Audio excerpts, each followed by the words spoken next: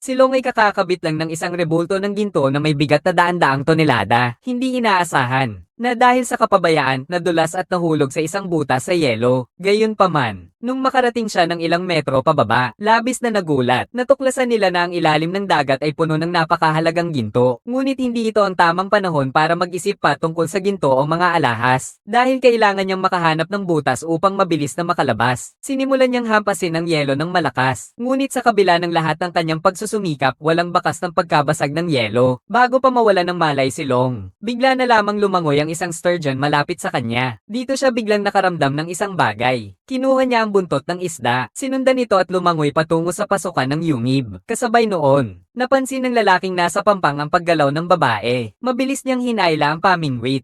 Ang laki ng nahuli niyang isda, malaking isda. Malaking isda, 5, 6, 7 o 80 pounds kaya ito, di ba? Nakita nilang malapit ng hilahin si Long mula sa tubig. Hindi inaasahan na biglang nakawala ang isdang sturgeon mula sa kamay niya, dahil nagbigay siya ng sobrang lakas at naputol ang kanyang panghuli. Sa kabutihang palad, sa gitna ng panik, natagpuan ni Long ang bibig ng yungib. Pagkatapos, ginamit niya ang huling hininga upang humingi ng tulong sa iba. Nakakita ang mga tao sa itaas na mayroong nahulog sa ilalim. Di nag-akalang bigla na lang mangyayari ang aksidente. Si Long ay hindi sinasadyang natrap sa nagyayelong tubig. Malapit na siyang mawalan ng malay dahil sa kakulangan ng oxygen. Ngunit sa pinakapanganib na sandali ay matagumpay siyang nakahanap ng daan papasok sa yungib. Kasabay noon, nakita rin siya ng mga tao sa pampang. Ngunit una ay inakala ng ilan na isang lumulutang na bagay yon sa tubig. Agad siyang natakot at nagpanik. Sa kabutihang palad, natagpuan ni Anprang na may buhay na tao sa ilalim ng tubig. Kaya, dali-dali niyang kinuha ang chainsaw at nagsimulang magligtas. Nagputol sila ng malaking butas sa yelo. Pagkatapos, nagtulungan silang hilahin si Long kapataas. Ngunit sa puntong ito, dahil sa sobrang tagal ng pagkalubog sa malamig na tubig, mabilis na bumababa ang temperatura ng katawan ni Long. Kung hindi gagawa ng agarang lunas, hindi magtatagal at tuluyan ng titigil ang tibok ng kanyang puso. Ngunit, ang dahilan kung bakit nandito si Long, dahil lamang sa nanguna si Long sa isang pangkat ng mga arkeologo noong nakaraang mga araw, sa isang malaking sinaunang libingan upang magsaliksik, nagbigay gulat, nakakita sila ng ilang mga mahahalagang yaman sa panahong ito. Gayunpaman, matapos pag-aralan ng mga datos, napansin ng buong koponan na kakaiba ang yaman na ito, dahil ito ay mga gamit ni Hanikma. Ngunit ang libingan ay mula pa noong panahon ng dinastiyang Han, kaya't hindi magkatugma ang mga ito.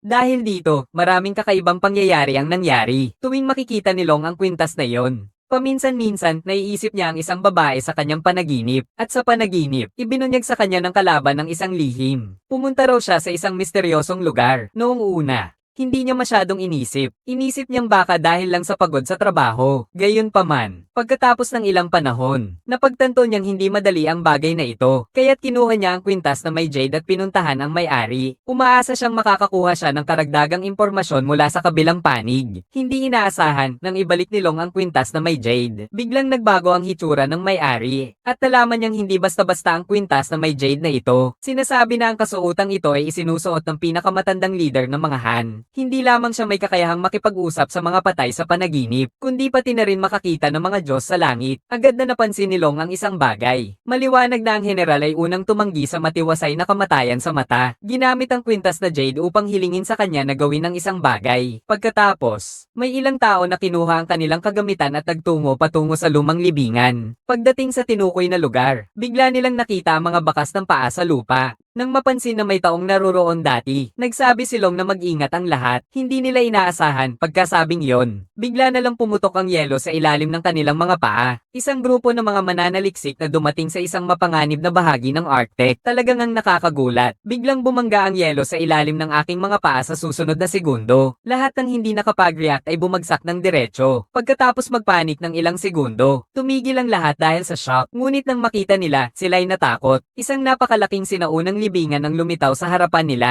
Pagkatapos ay may mga taong pumasok. Hindi nila inasahan na wala pala itong laman. Ngayon nang sila ay nabigo at handang umalis, hindi inaasahan na isang misteryosong lalaki ang biglang lumabas. Sinabi ng kalaban na narito rin siya para maghanap ng yaman. Nagkaroon ng pagkakasunduan sa pagitan ng dalawang panig. Matapos ang ilang oras ng paghahanap, natagpuan ng isang yaman na nakatago sa likod ng pader na ito. Pagkatapos ay gumamit sila ng pampasabog upang magbukas ng isang malaking hukay. Nakita nila ang isang sagradong gintong puno na nakalagay sa loob. Bukod pa rito, may isang gintong rebulto sa itaas ng puno. Nakita ito ng lahat at agad na naging interesado. Napanaginipan pa nila na natagpuan ng isang napakahalagang yaman. Si Kuya CUNG ay agad na nag-utos sa kanyang mga tao upang pamahalaan ang lahat. Si Kuya Long, nang makita ito, ay agad na umatake, at nagsimula silang maglaban. Subalit, matapos magtagal ng ilang dosenang round, hindi pa rin matukoy kung sino ang nanalo. Nakita ang sitwasyon na nahihirapan. Hindi inaasahan ni Kuya CUNG na pipindutin ang pindutan. Ang sagradong puno ng ginto ay sumabog sa susunod na segundo, pero pagkatapos ay nahulog ang estatwa sa itaas. Ang estatwa ay tumama kay Kuya CUNG.